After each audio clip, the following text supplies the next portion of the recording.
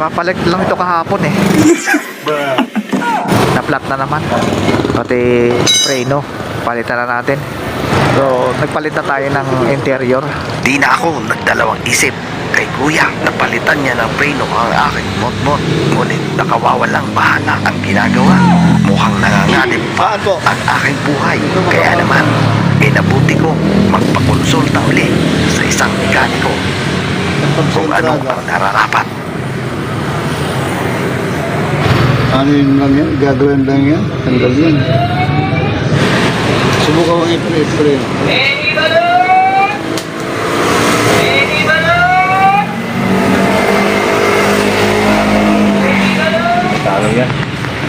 Ayan, panibagong mekaniko nga ito, mga idol.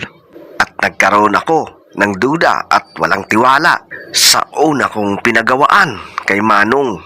Tila mapanganib ang aking buhay kapag preno ang pinag-uusapan. Di baling mapagastos. Basta sureball, ika nga. Kaya lumapit na ako dito sa isa pang mekaniko na malapit lang sa amin. Magkano upa mo dito, bossing? Hindi yan sa akin. Kanila to. Kababayan mo sila? Oo. Anong din sila? Tungkol. Para maputulan. Hindi maputulan yan. Kailangan palit ano, no? Oo. Buo talaga to. Kung dito, Hindi ganyan lang talaga siya. Hindi maputulan yan. magkano sa'yo yung pad? 180 to. Nag-aalala ko kay kuya eh. Oo. Yung binalik lang yung ano dahil wala. Hindi ko makapit ng maayos.